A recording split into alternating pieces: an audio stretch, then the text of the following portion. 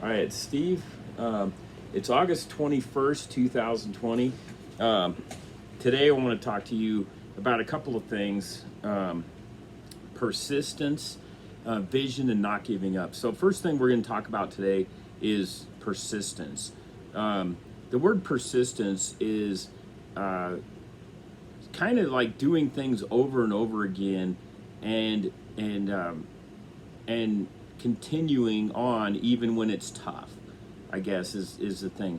And then that brings me to the second thing, and that takes some vision.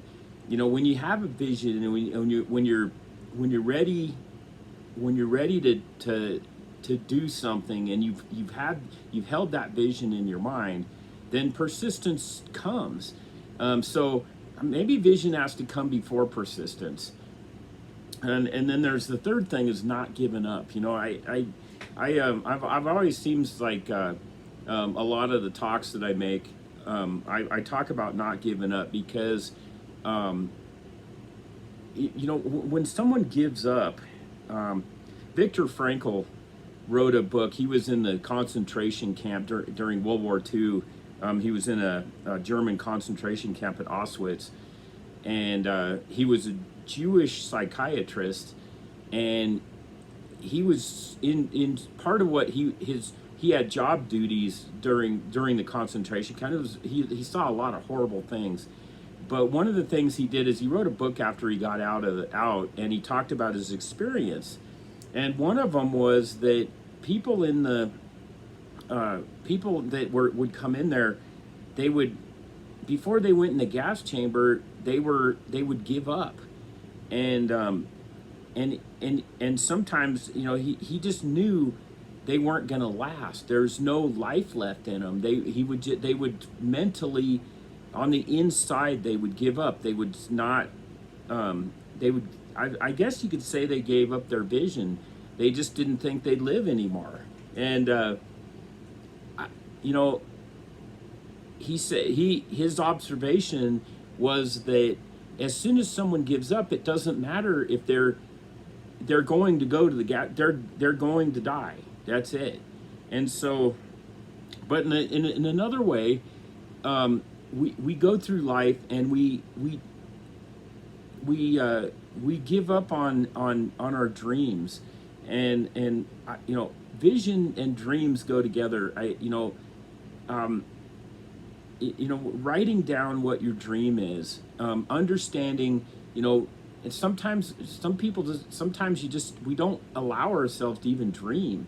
And when you can write your dream down and get it on paper, and then vision will come, and then persistence comes, and then you don't give up. So, but you know one of my favorite stories is about the guy who, um, uh, in the 1800s, during the gold rush years, he was on the East Coast, and he sold everything he had, borrowed money, and went to San Francisco. He heard about all these prospectors finding gold and were striking it rich, and he went to dig for gold down there, and it was a 6-month journey to get there back then, and he showed up, and he's all excited, and it takes him a while, but eventually he finds this gold vein, and it's a big one.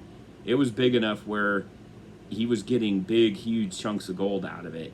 And so he staked his claim, buried it, went off, borrowed everything he could get, sold his house, everything, got all the money together to get the equipment to really mine this gold. And as he mined it,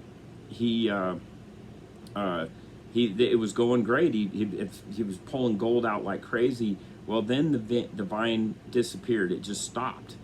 And he had made enough money, but he made just about enough to mostly pay off the debt that he had incurred for all the equipment. But he dug and dug and dug, and month after month and month after month, he dug, and no gold, no gold. He dug 100 feet into the ground looking for this vein again, and it just wasn't there. And eventually he gave up, and he sold it to he sold the equipment and the land to a junk dealer, basically. And the junk dealer went and hired a geologist, And he came and the geologist looked and looked, and he said, there was this ground fault, and he estimated that if he dug another foot, around a foot, 1 foot, he would hit the gold again. So the junk dealer dug. It took him. He was 3 feet. He dug 3 feet. The guy was off by 2 feet. He dug 3 feet in, and he hit the gold. And it was one of the largest gold discoveries in California ever made. And so, the point of the story is not giving up. When it seems like nothing is going right, everything you've been digging and digging, and your life is everything you've done is not seem to be working, and everything in you wants to quit. That's when you just keep going, and you'll find success. And I love that story because it's in my life. It's the same thing. It's like, but it's funny when you get to that point where it's like you've been struggling and working and working and working with persistence, and it just doesn't seem like it's paying off. If you just push another few hours, sometimes another day or two or a few hours, then finally it does pay off. And so when you persist and not give up and have vision and allow yourself to dream a little bit, you will have success, and it will come to you. So that's my message for today is don't give up, have vision, look at what your dreams are, and then have persistence. It's funny, and create some good habits. One of the habits that I've created over the last year is my exercise habit, and I made a decision that I was going to exercise every day on I think it was the day after Christmas of 2019. I decided that I was dissatisfied with my health and the way I felt overall, and decided that I was going to work out every single day.